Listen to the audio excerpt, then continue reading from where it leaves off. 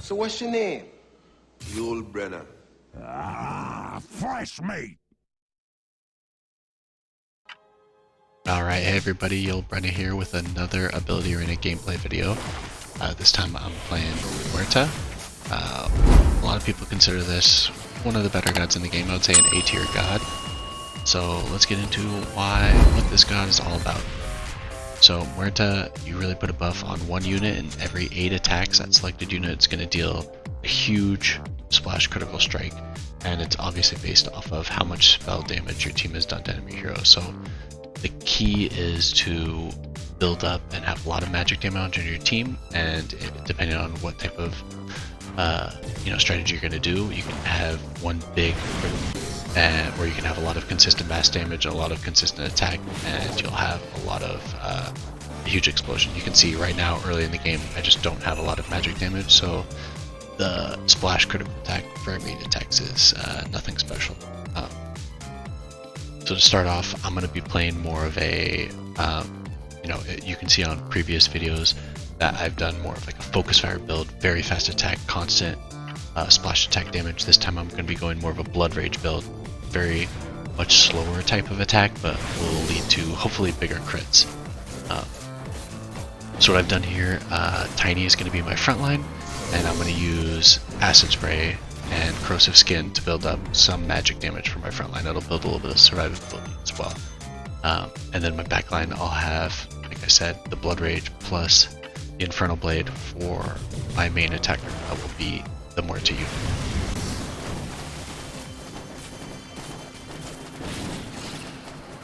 So I held off on 6 points here because I didn't like any of the spells. Let's see what pops up. Alright, we'll go Jingo and Dispersion. Jingo will be a good way to create lifesteal, keep my unit alive. Of course, I'll go ahead and get more Acid Spray.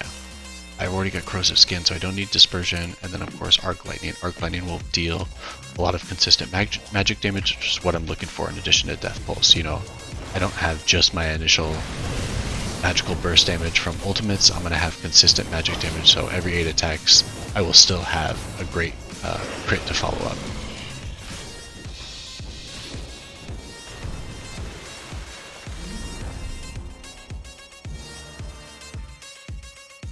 Well, if I'm going to have magical damage, I might as well bring Skywrath Mage into this. You know, he's not the strongest in terms of strength gain, but he definitely has a great innate with spell lifesteal, and he's going to have great great intelligence gain. So he'll have a lot of mana to cast a lot of spells, which I will need because he's going to be casting a lot. Even with that, I'll probably still pick up Arcane Aura, so I'm going to lock this shop. Kind of weird with this tower build. He put his tower at the front. I don't really get that one. Maybe just not understanding the god, but this one should be an easy win. Skywrath Mage already started off strong, and I'm giving him pretty strong spells here. Early on, he's not going to have the most mana, so I will throw in Arcane Aura.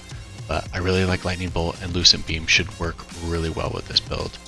As far as ultimates, I like Mystic Flare, and then I'm going to have Chrono for the Tiny build, and that will make sure my Mystic Flare is landing, a lot of my magical spells land on their opponents.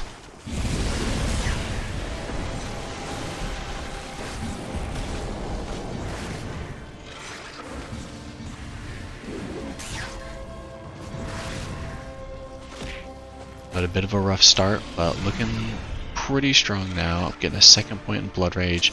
Wouldn't mind getting Static Field up to Gaben, but it's always one of those spells that's pretty tough to get all the way up there. So we'll see what happens in that aspect. But Static Field plus Corrosive Skin and Acid Spray is a pretty deadly combo, so we'll see what happens with Tiny.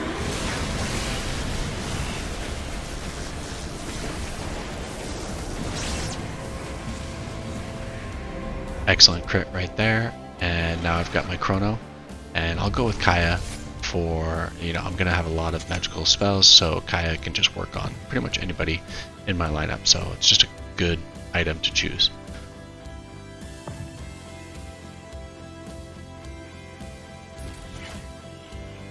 So I leveled up again. You don't need to go max shop with Muerta.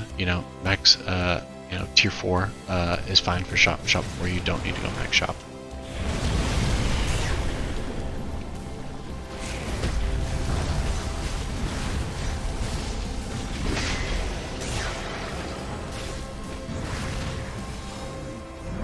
Still going really strong. The Skywrath Mage is dealing a ton of magic damage, which I'm really happy about. And then for a 4th unit, I will have eventually another magical unit, but I do need a little bit more frontline, so I'm going to put in Earthshaker. For the time being, I'll just give him Mortimer's Kisses, so that my Chronosphere casts, he'll cast Mortimer's Kisses, and then he'll walk in and hopefully protect the rest of my units from damage.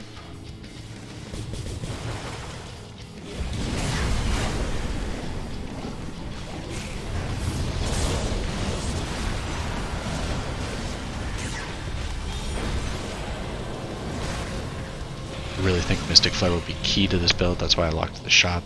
It's a really great spell, especially in a Muerta build. As you can see, my OD was having trouble attacking because of the Chronosphere, so I definitely could use Take Aim in this build.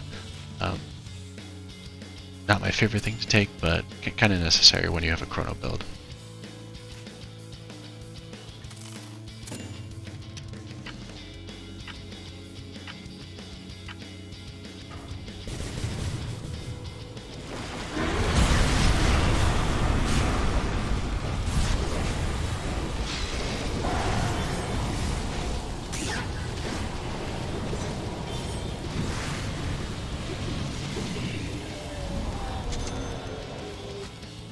Alright, so still going really well for me.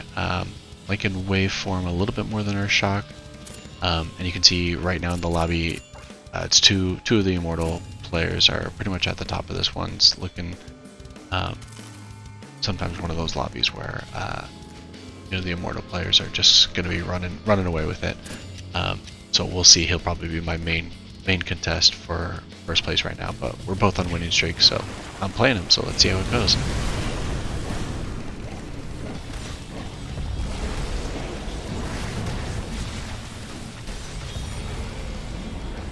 Alright, he has a really tanky unit, but managed to kill that, do really well against him. Nature's Prophet pops up, so that's an obvious choice, so I'll give OD a lot of the spells that I was going to have. So OD and Skywrath will be my spellcasters. They'll be doing a lot of the spell damage so that Nature's Prophet can get the big crits. Then of course, now I'll use waveform on my Earthshaker, and he'll come in right after the Tiny Crest. Cast Chronosphere, so he may get stuck in it, but I just need him to soak some damage.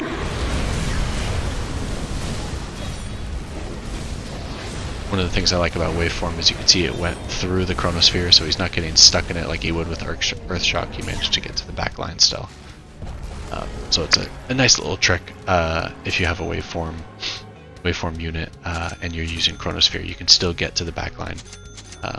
Because Chronosphere sometimes it can be a little anti-synergistic. So again, I don't need Earthshock since I have waveform now, so I'll go ahead and pick up some more spellcasting damage.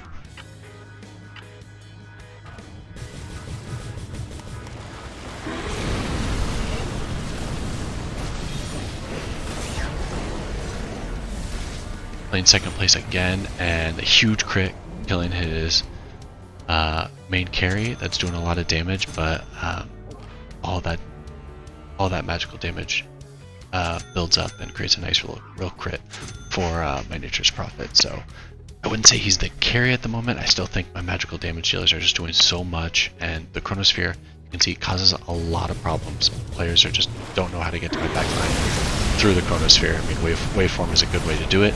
There's not a lot of blinks in this game, so really it's just you got to get through the Chrono or interrupt it somehow, and right now my opponents just aren't doing it, so it's proven really well, and I'm just dominating the lobby for the time being.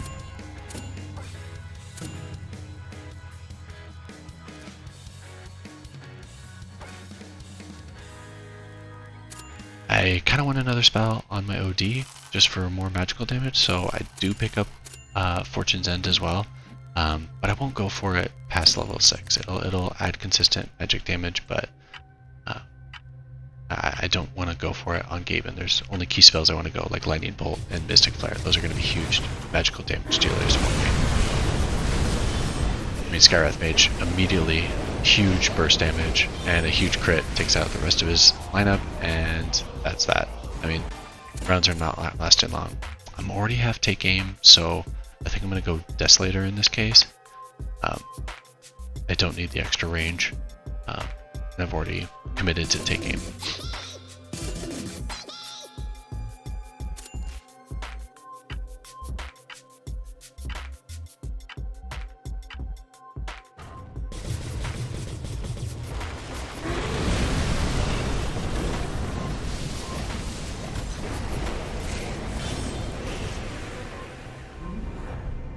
Again, second place, fell down to third place. Faced him and didn't have many issues again. He has one tank dealing a lot of damage, and taking care of him. Infernal Blade's gonna break any of the major passives that he has, so I'm not too worried about him right now.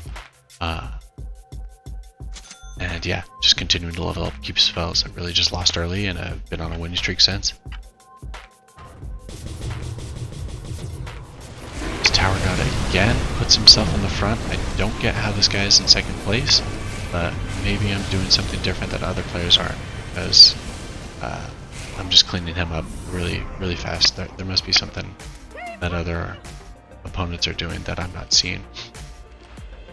Maybe a lot of people aren't using Chronosphere, and so that just might be the case. I decide just to stick with level 3 Arc Lightning. I want to go for other spells a little bit more. Mystic Flare, again, it would be really fun to get my Tiny with his spells leveled up. I think that would be a lot of fun, even though he's kind of my frontliner. So, that's just the reason why I'm leveling up Arc Lightning. Sorry about this, looking over waveform. Just totally had my mouse off. My bad about that.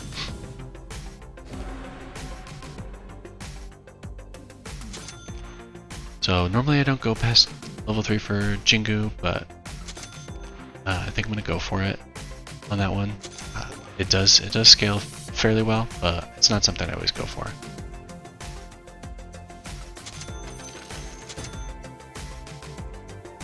Finally get Blood Rage up to a reasonable level, and I'll lock for waveform. Really like that spell. Very underrated.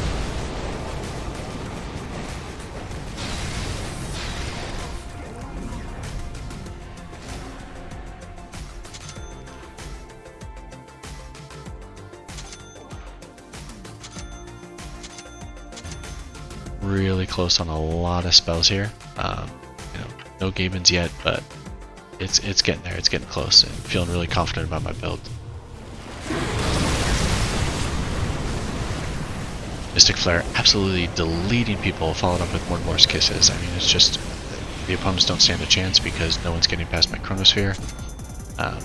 So it's really just too easy right now. This is a great combo. Muerta, like I said, is top tier, but this is just using magical damage to delete my opponents. I mean, yeah, Nature's Prophet had a huge crit there, but this build could work regardless. I finally get my first couple Gabens. Mystic Flare is going to be huge, just more damage, and then Corrosive Skin. A lot of my units aren't going to attack too much, but I do love Corrosive Skin Gaben. If I can get Static Field up, that would just make it even better. We're on to the top 4, so let's see how it goes. It's tower build again.